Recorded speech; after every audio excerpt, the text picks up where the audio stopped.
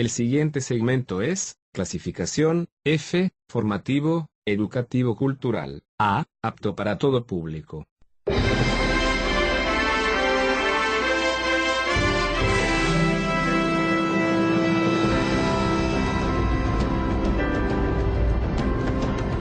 Bienvenidos a Sabiduría para el Corazón. El doctor Stephen David, pastor de la Iglesia Colonial y presidente del Seminario Teológico Shepherds, nos invita a conocer más de la Palabra de Dios. Con Biblia en mano, acompáñenos en el estudio de hoy.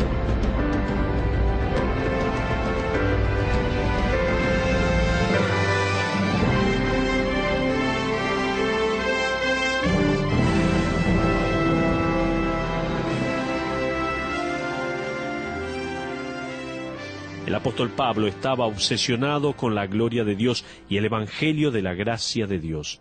Y él siempre estaba desafiando al creyente con su potencial como instrumento en las manos de Dios.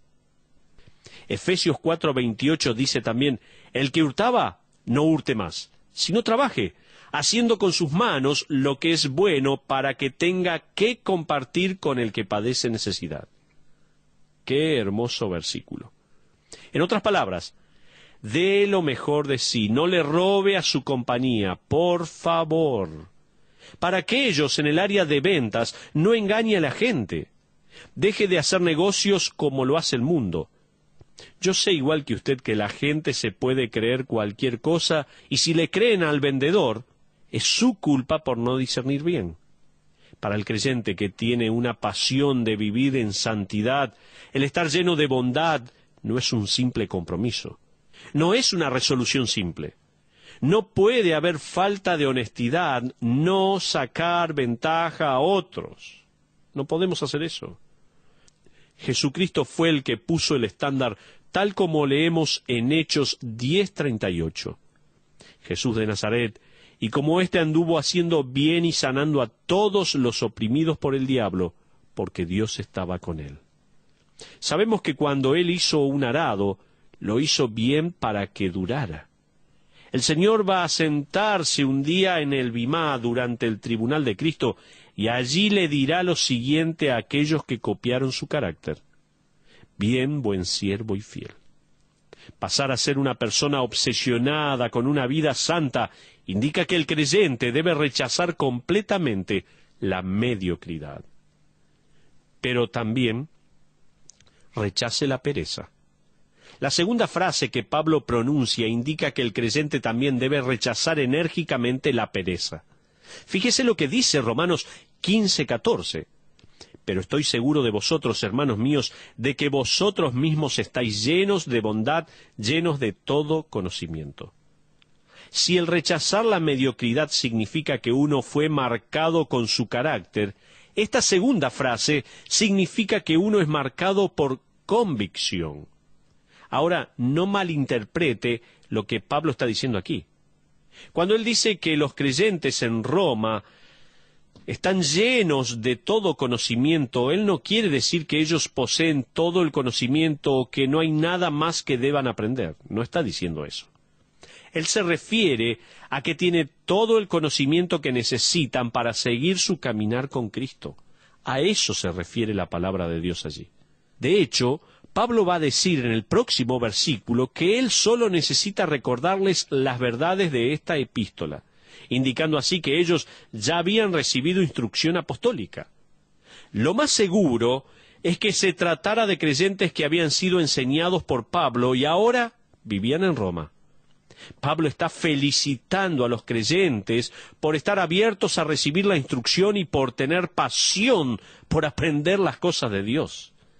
Ellos estaban obsesionados con la verdad de la palabra de Dios, rodeados de paganismo, relativismo, idolatría, inmoralidad y corrupción. Ellos tenían una pregunta principal: ¿qué dicen las Escrituras? Esa era la pregunta que ellos tenían. Con razón, Pablo comienza su epístola en el primer capítulo con las siguientes palabras de aprobación. Primeramente, doy gracias a Dios mediante Jesucristo con respecto a todos vosotros, de que vuestra fe se divulga por todo el mundo. Necesitamos ser como los romanos en esto, por favor. ¿Cuánta necesidad hay en la actualidad de proclamar el Evangelio con claridad y convicción? Eso tenemos que hacer. La revista Time publicó una historia acerca de 2 investigadores de una prestigiosa universidad estatal. Estos hombres estaban realizando un estudio conjunto con la Secretaría de Religión y Juventud. Para esto, encuestaron a 3.000 adolescentes, preguntándole acerca de creencias religiosas y luego escribieron los resultados en un libro. Ellos sintetizaron las creencias de los adolescentes en estas 5 declaraciones. En primer lugar, los adolescentes creían que hay un Dios que creó y ordenó el mundo, pero que ahora simplemente observa la vida humana en la tierra. Creían también que este Dios quiere que la gente sea agradable y justa entre sí, tal como lo enseña la Biblia y la mayoría de las religiones del mundo. En tercer lugar, estos investigadores dijeron esto: este Dios no necesita involucrarse en la vida de nadie, excepto cuando necesita solucionar un problema. En cuarto lugar, los adolescentes creían que la meta central de la vida es ser feliz y sentirse bien con uno mismo. Y en último lugar, la gente buena se va al cielo al morir. Jen Edward Wade, un columnista que es creyente, llegó a la siguiente conclusión en cuanto a este estudio. Él decía así: hasta estos investigadores seculares reconocen que este credo ni siquiera se le acerca al cristianismo, ya que no exhibe pecado, juicio, salvación, ni siquiera menciona a Cristo. Ellos tienen una religión de obras y un Dios al que realmente no le interesan mucho las cosas. Otra revista semanal que me llegó a mi casa revela que un 96% de adultos que se identifican a sí mismos como cristianos creen que Jesucristo resucitó de los muertos. Antes de que usted se entusiasme con esta estadística, déjeme decirle que un 50% de ese mismo grupo de personas cree en la existencia de los fantasmas. Un 27% lee el horóscopo a diario y un 21% de este grupo cree que fueron otra cosa en su vida anterior. ¿Se desanimó? Con razón Pablo, entonces, le escribe al creyente diciendo: procura con diligencia presentarte a Dios aprobado como obrero que no tiene de qué avergonzarse, que usa bien la palabra de verdad. Dice 2 Timoteo 2:15. Cuando dejamos la Biblia de lado, estamos tirando por la borda nuestros salvavidas, nuestra brújula, el timón y los remos. Estamos tirando absolutamente todo. Pablo le escribió lo siguiente a Timoteo en 2 de Timoteo, capítulo 3, versículos 16 y 17. Un pasaje muy conocido. Dice: toda la Escritura es inspirada por Dios. O sea, es el aliento de Dios. Y es útil para enseñar. O sea, lo que usted cree. Es útil para redarguir también, dice. Decirle dónde se equivocó. Es útil para corregir. Decirle cuándo está en lo correcto.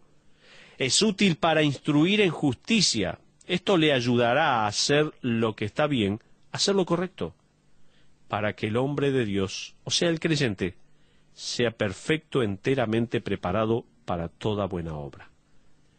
Preparado es la palabra griega empleada para describir a una embarcación que estaba cargada con todos los víveres y materiales necesarios antes de zarpar. También se usaba para describir a una caravana que estaba lista con todas las cosas necesarias para el viaje. Dicho de otra manera, ponga la Biblia en su barco, llévela en la mochila al comenzar su peregrinaje en esta vida y tendrá todo lo que necesita. Ahora, debo agregarle que en Romanos 15:14, Pablo no está hablando necesariamente de conocimiento intelectual, de hechos concretos hallados en la Biblia. Ahora debo agregar que en Romanos 15:14, Pablo no está hablando necesariamente de conocimiento intelectual, hechos concretos hallados en la Biblia. En este versículo, él usa la palabra conocimiento, que se refiere a aplicar lo que uno sabe o saber por medio de la aplicación o la experiencia. Pablo escribió lo siguiente en Filipenses 3:10: a fin de conocerle y el poder de su resurrección y la participación de sus padecimientos, llegando a ser semejante a él en su muerte. Pablo no era cristiano. No conocía a Cristo como su Salvador personal. Sí, claro que sí. Pero él usa esa misma palabra griega, ginosko, que no solo se refiere al conocimiento intelectual, sino a la aplicación obediente. Aquí está diciendo la palabra de Dios: quiero conocer la vida de Cristo no solo por medio de la verdad propuesta, sino por medio de pruebas personales. Este es el creyente que observa la palabra de Dios y luego, como dice Santiago 1:22, es hacedor de la palabra y no tan solamente oidor, engañándose a sí mismo. Santiago luego nos dice lo siguiente acerca del que es hacedor: mas el que mira atentamente en la perfecta ley, la ley de la libertad, y persevera en ella, no siendo oidor olvidadizo, sino hacedor de la obra, éste será bienaventurado en lo que hace. Y muchas veces pienso en la parábola del ejecutivo que tuvo que dejar la ciudad por temas laborales. No tuvo tiempo de llevar a cabo una reunión con directivos o empleados. Así que, antes de irse, escribió una carta.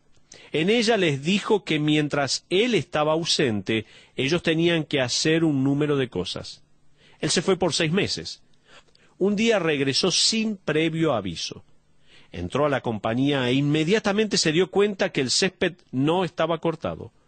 Él había dejado instrucciones de cómo quería que se arreglara el jardín.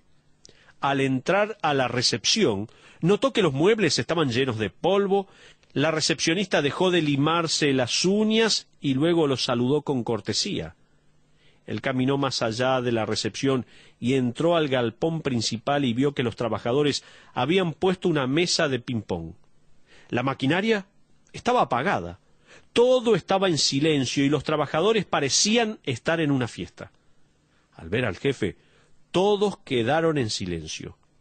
Él clamó a una voz: yo quería que cumplieran con ciertas cosas y al llegar encuentro que el césped está sin cortar, las máquinas están apagadas y los telefonistas están jugando en vez de estar en sus puestos.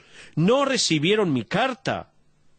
Entonces, claro que sí, respondieron los trabajadores. Hicimos fotocopias de la carta, la leímos un día entero sin parar. ¡Qué buena carta! De hecho, hicimos grupos pequeños para juntarnos semanalmente a conversar en cuanto a la carta. Algunos de los empleados hasta la han memorizado. Luego, todos quedaron callados y el gerente preguntó: ¿hicieron lo que yo les pedí que hicieran en esa carta? Ah, no, señor. Ve, aún estamos estudiándola. Qué tremendo caso. Pablo está diciéndoles a los creyentes romanos que tienen que rechazar esta contradicción.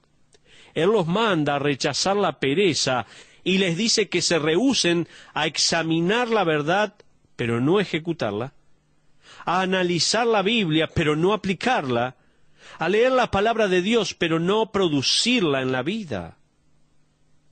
Rechace la mediocridad, rechace la pereza. Déjeme darle una cosa más que debe rechazar.